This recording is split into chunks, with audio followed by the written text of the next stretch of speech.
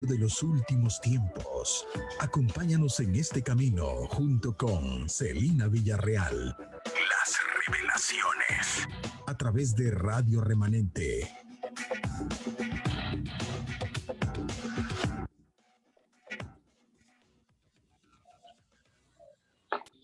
Bienvenidos a Revelaciones. Este es un panorama espiritual acerca de los últimos tiempos. Acompáñame y aquí estudiaremos y escudriñaremos las escrituras para ver qué es lo que el Señor nos quiere revelar.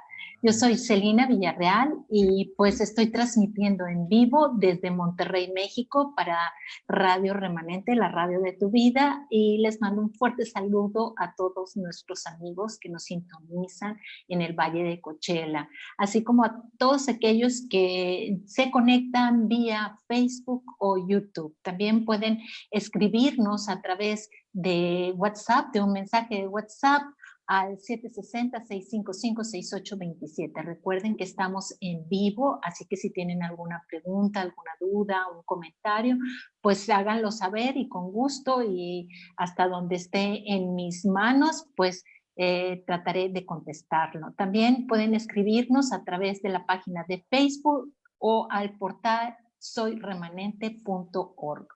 Bueno, pues vamos a dar inicio. Estábamos viendo lo que son los 6 sellos, los primeros 6 sellos del libro del Apocalipsis. Nos estamos yendo a muchos otros libros de la palabra, todo con la palabra. Recuerden, aquí no vamos a engañar a nadie, aquí vamos a irnos directamente a la palabra y el Señor nos va a redarguir y nosotros vamos a estar aprendiendo, pero es importante que leas la palabra, es importante que te adentres y escudriñes la palabra y así pedirle al Señor la revelación, porque no nos va a revelar si nosotros no tenemos un contexto, un antecedente que nos hemos formado a través de su palabra.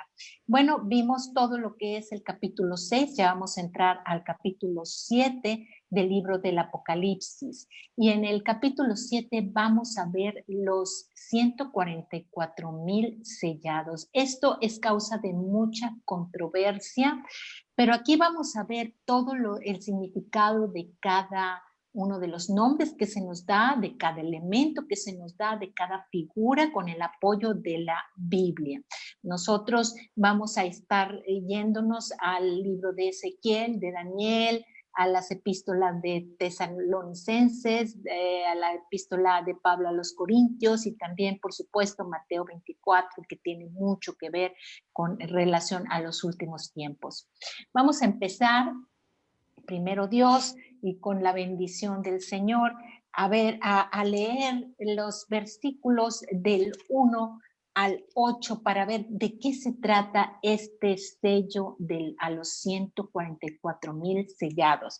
Vamos a ver, dice aquí la escritura en Apocalipsis 7, dice, después de esto vi a 4 ángeles en pie sobre los 4 ángulos de la tierra que detenían los 4 vientos. Hay que señalar aquí, y algo muy importante, que todo lo que tenga que ver con viento, con aire, tiene que ver con el espíritu. Ya lo hemos visto en algunas otras ocasiones, pero vamos a tratar de sacar todo el significado a cada palabra que se nos esté dando para ir siguiendo la pauta. Vi también a otro ángel que subía de donde sale el sol y tenía el sello del Dios vivo y clamó a gran voz a los 4 ángeles a quienes se les había dado el poder de hacer daño a la tierra y al mar, diciendo, no hagáis daño a la tierra, ni al mar, ni a los árboles, hasta que hayamos sellado en sus frentes a los siervos de nuestro Dios.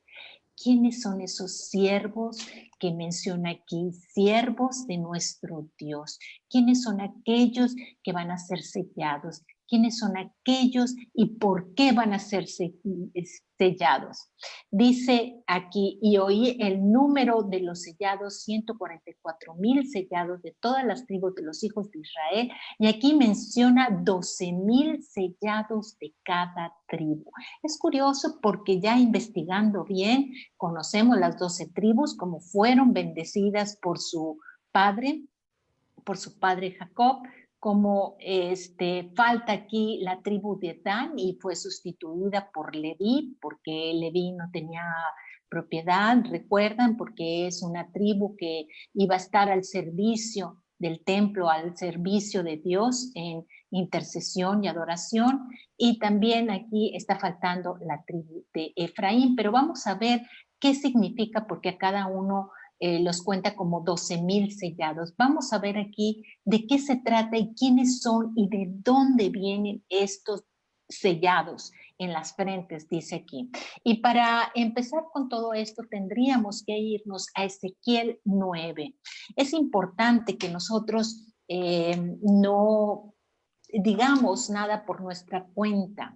Es importante que nosotros veamos la escritura y tengamos una relación y un contexto en cuanto a todo lo que se menciona con respecto a esto. Sabemos que el libro de Ezequiel tiene muchas visiones por el profeta y tiene muchas visiones con respecto a los últimos tiempos. También Daniel y así muchos otros como Zacarías. Pero bueno, vamos a ver qué nos dice Ezequiel 9, 1 al 4. Clamó en mis oídos con gran voz diciendo, los verdugos de la ciudad han llegado y cada uno trae en su mano su instrumento para destruir. Aquí venía un juicio. Atentos. Y dice, y he aquí que 6 varones venían del camino de la puerta de arriba que mira hacia el norte y cada uno traía en su mano su instrumento para destruir. Y entre ellos había un varón vestido de lino. Esto ya lo habíamos visto y habíamos visto que es la connotación del Señor, el cual traía en su cintura un tintero de escribano. Y entrados se pararon junto al altar de bronce y la gloria de Dios de Israel se elevó de encima del querubín sobre el cual había estado al umbral de la casa y llamó Jehová al varón vestido de lino que tenía en su cintura el tintero de escribano. Aquí está hablando de Jesucristo. Y es muy importante, el versículo 4, porque así vamos a entender qué son y quiénes son los sellados y por qué sellaban a estas personas. Y le dijo Jehová, pasa por en medio de la ciudad, porque en medio de Jerusalén, y pon una señal en la frente. Fíjense bien, está todo relacionado con Apocalipsis 7, que les puso un sello en la frente también a estas personas. Pero ¿a quiénes les puso este sello en la frente? Hay que continuar leyendo. Se les va a poner una señal en la frente a los hombres que gimen y que claman a causa de todas las abominaciones que se hacen en medio de ella, de la ciudad.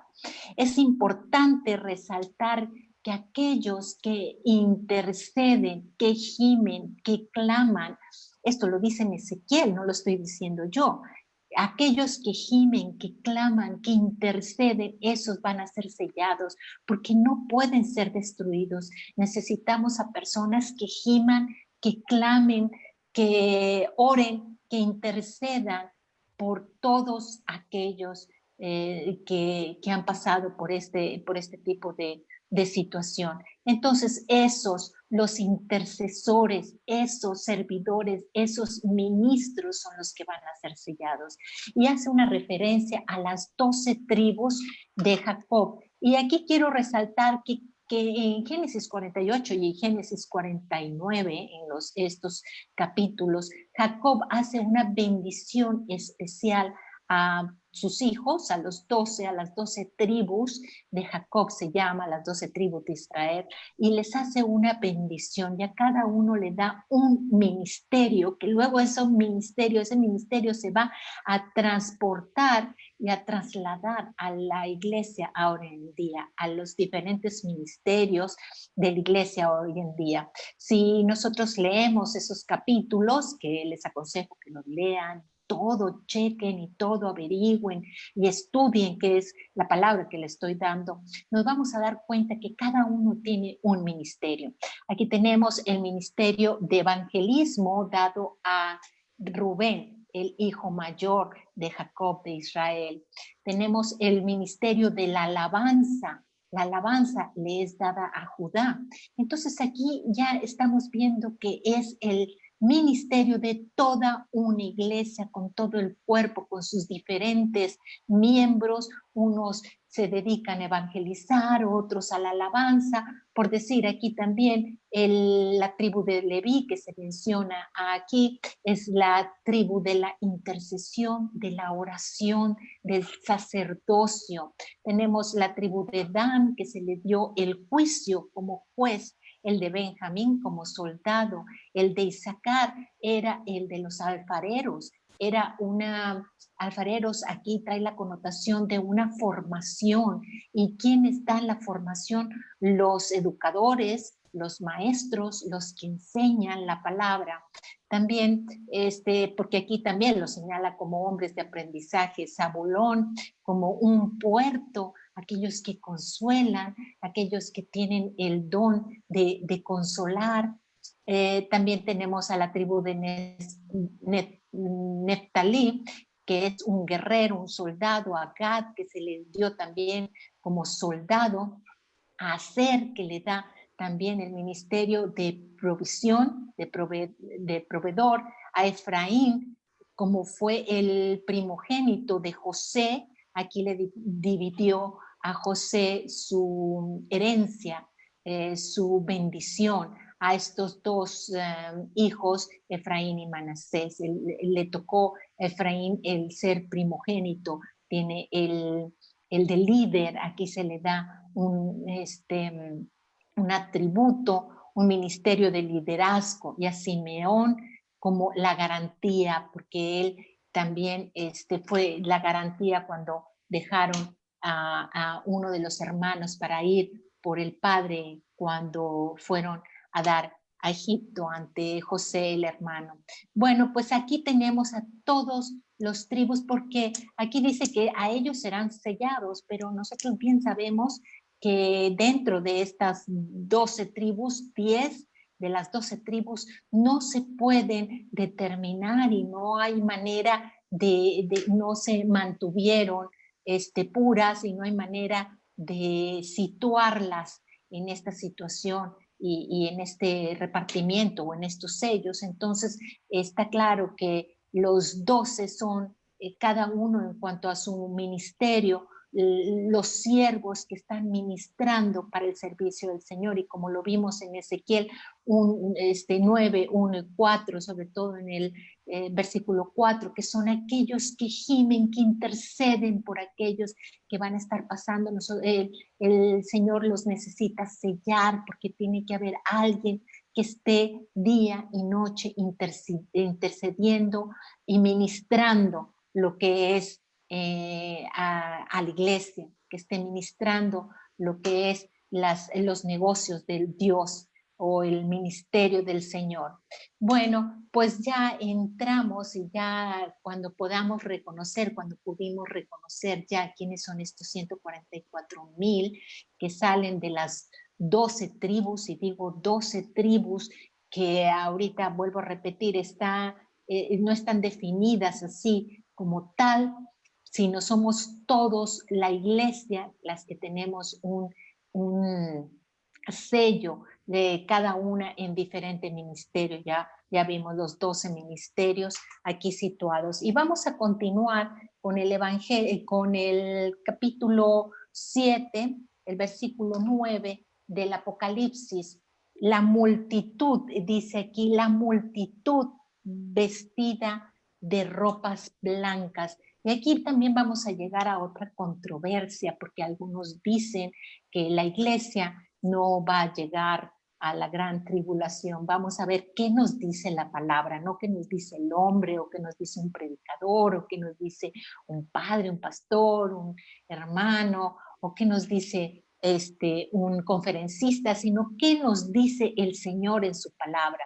Vamos a ver, dice aquí en el capítulo 7, versículo 9, después de esto miré y he aquí una gran multitud, la cual nadie podía contar, de todas naciones. Aquí está claro que no solamente son el pueblo judío, el pueblo de Israel, en este caso, aquí lo dice y lo menciona muy claro, dice aquí, la cual nadie podía contar, de todas naciones y tribus y pueblos y lenguas que estaban delante del trono y en la presencia del Cordero, vestidos de ropas blancas y con palmas en las manos, y clamaban a gran voz diciendo, la salvación pertenece a nuestro Dios que está sentado en el trono y al Cordero. Ya vimos quién era el Cordero inmolado, como inmolado, el Cordero sacrificado, que lo vimos en el capítulo anterior, en el capítulo 5. Y todos los ángeles estaban en pie alrededor del trono y de los ancianos y de los 4 seres vivientes, y se postraron sobre sus rostros delante del trono y adoraron a Dios diciendo amén. La bendición y la gloria y la sabiduría y la acción de gracias y la honra y el poder y la fortaleza serán a quien, a nuestro Dios por los siglos de los siglos. Amén. Entonces uno de los ancianos habló diciéndome, estos que están vestidos de ropas blancas, ¿quiénes son y de dónde han venido? Y aquí está la clave de todo, y quiero que pongamos mucha atención en el versículo 14. Y le dije, Señor, ¿tú lo sabes? Y él me dijo, estos son los que han salido de la gran tribulación. ¿De dónde? De la gran tribulación. Así que sí, te tengo una noticia, que si la iglesia va a pasar por la gran tribulación, no necesariamente toda la tribulación, como el pueblo de Israel no vino a ser presa de las 10 plagas, sino solamente las primeras. ¿Por qué? Las primeras, porque es necesaria una tribulación para, así como dice Pedro, que primera de Pedro, que como el oro se prueba con fuego, así nosotros vamos a ser probados también con tribulación. A lo mejor no toda, como en el caso de los israelitas, que solamente sufrieron 3 de las 10 plagas que fueron enviadas a Egipto, pero bueno, vamos a verlo poco a poco, y en los próximos programas vamos a ver cuáles son las que nos va a tocar a su iglesia para estar atentos. Pero sí, no lo digo yo, lo dice aquí la Biblia, la palabra de Dios dice, estos son los que han salido de la gran tribulación y han lavado sus ropas y las han emblanquecido en la sangre del Cordero. Aquí tenemos la sangre del Cordero nuevamente, que es la que nos limpia de todo pecado. Por esto están delante del trono de Dios, así somos nosotros justificados, y les sirven día y noche en su templo, y el que está sentado sobre su trono extenderá su tabernáculo sobre ellos.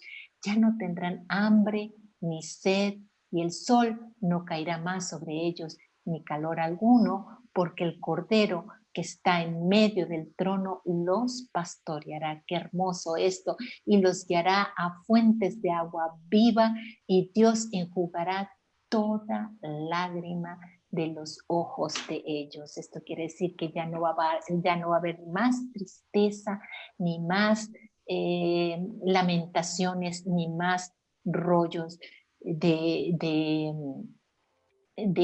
que pueda haber alguna algo triste, ni más lamentación. Tenemos aquí que por eso vamos a ser probados, pero vamos a verlo, porque no solamente lo dice aquí, lo dicen en muchas porciones de la palabra, y aquí es cuando llegamos a confundirnos o a que nos confundan, si nosotros no leemos con cuidado y no le damos importancia a cada palabra, a cada elemento, a cada figura que aquí vemos. Y entonces aquí es donde nosotros vamos a ver de qué manera la iglesia va a ser arrebatada. Yo no le llamaría rapto porque en ninguna parte de la palabra menciona la palabra rapto, porque Jesús no viene a raptar a su esposa, que es la iglesia. El Señor va a venir a trasladarla más bien. Si se habla de un arrebatamiento, eso sí, porque la va a quitar de en medio de todo de este mundo y sí la va a arrebatar, dice en los aires. Y vamos a ver cómo va a suceder esto. Vamos a irnos a Primera de Tesalonicenses 4:13. Ahorita sí vamos a leer mucho lo que es la palabra para que no haya duda. Y vamos a ver que en el versículo 4, del 13 al 17, habla de la venida del Señor. Estamos hablando de la segunda venida del Señor. Dice Pablo a una iglesia que fue muy sufrida, porque fue muy perseguida, la iglesia de Tesalónica.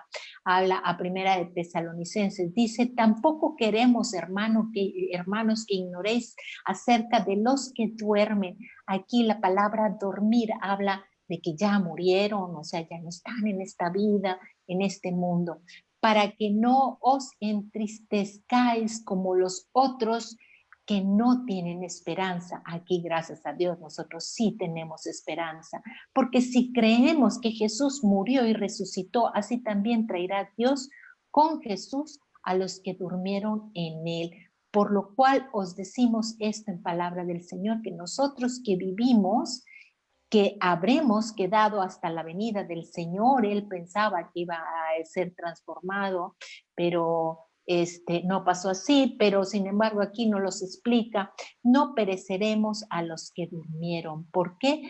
Porque el Señor mismo, con voz de mando, con voz de arcángel y con trompeta de Dios, descenderá del cielo, y los muertos en Cristo resucitarán primero. Sí, son aquellos que han muerto en el Señor, que se han arrepentido y han aceptado a Cristo como su Salvador y han muerto. Por eso dice: han muerto en Cristo, porque el Señor Jesucristo ha limpiado y los ha justificado delante del Padre Celestial. Ellos son los primeros que van a ir al Señor. Y luego nosotros, dice en el versículo 17, los que vivimos, los que hayamos quedado, seremos, aquí dice la palabra arrebatados, de ninguna manera dice la palabra raptados, porque no vamos a ser raptados. Dice que seremos arrebatados juntamente con ellos en las nubes para recibir al Señor en el aire, y así estaremos siempre con el Señor. Qué bello y qué bonita esperanza tenemos aquí. Pero quiero ver de qué manera nosotros vamos a ser resucitados, porque es importante que entendamos esto también. Y esto lo menciona en Primera de Corintios, de la carta primera de Pablo a los Corintios, en el capítulo 15, que básicamente todo el capítulo 15 habla de la segunda venida. Y me gustaría leer desde el capítulo 35, desde el versículo 35 del capítulo 15, porque aquí nosotros nos podamos imaginar y dar cuenta de qué manera nosotros vamos a resucitar, porque algunos piensan que en espíritu, sí, pero en espíritu, pero también en carne.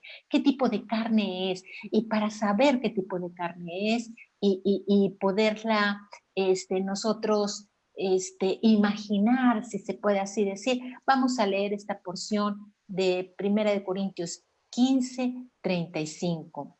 Pero dirá alguno: ¿cómo resucitarán los muertos? O sea, que no son los únicos que se han preguntado esto.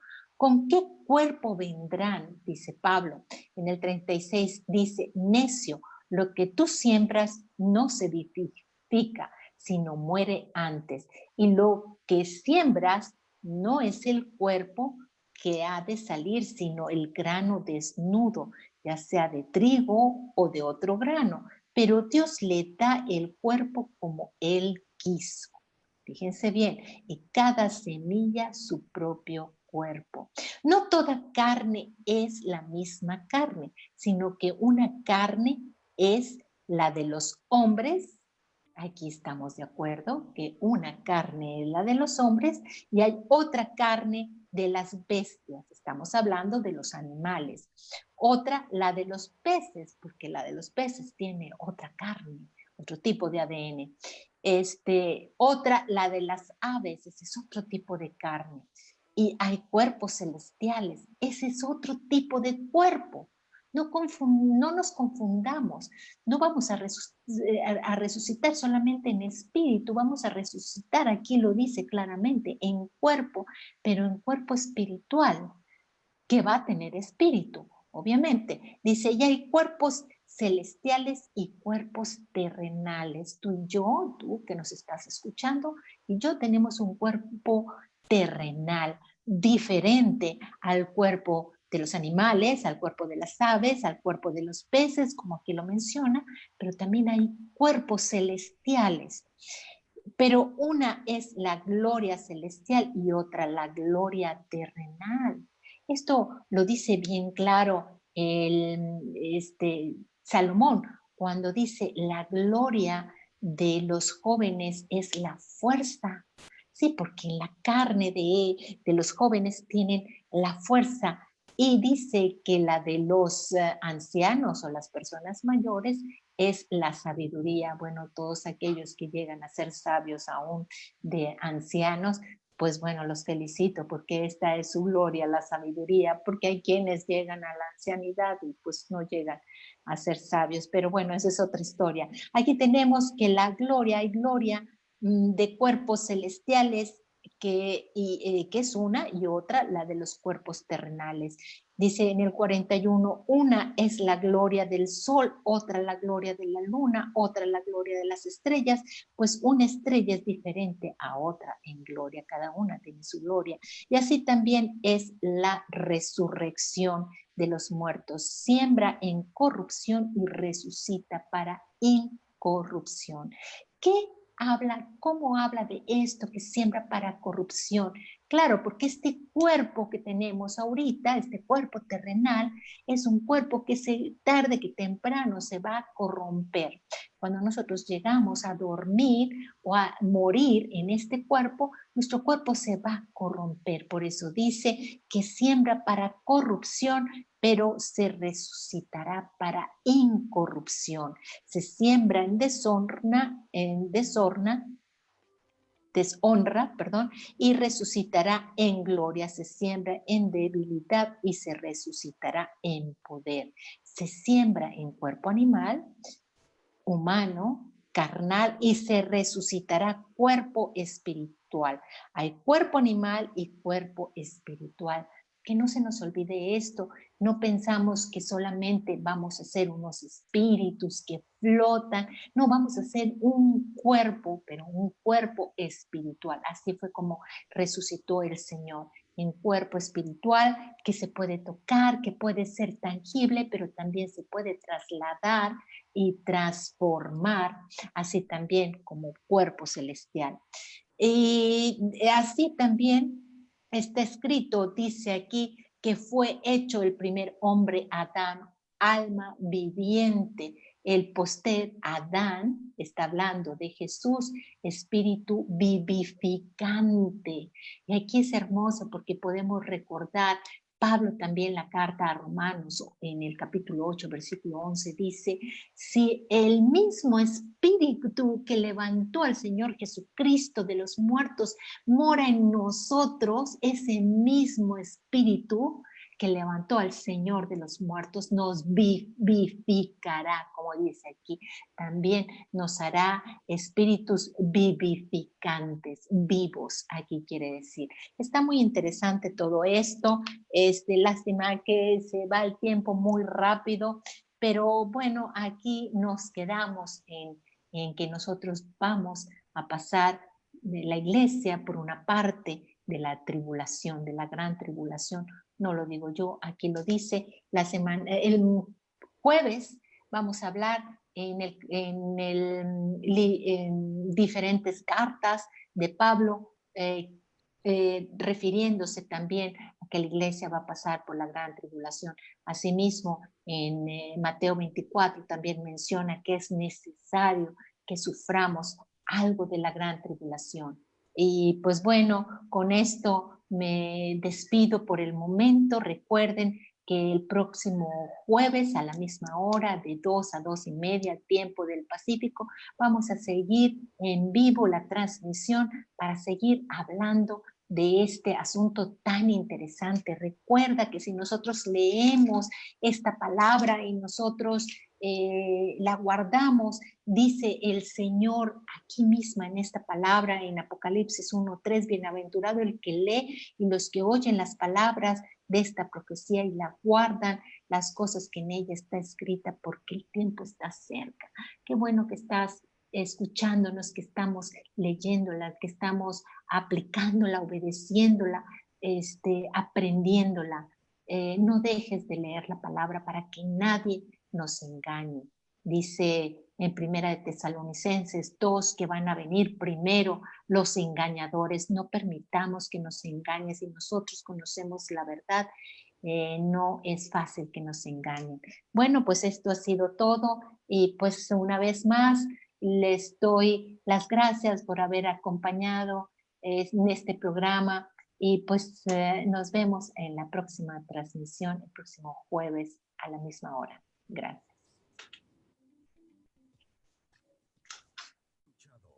Las revelaciones.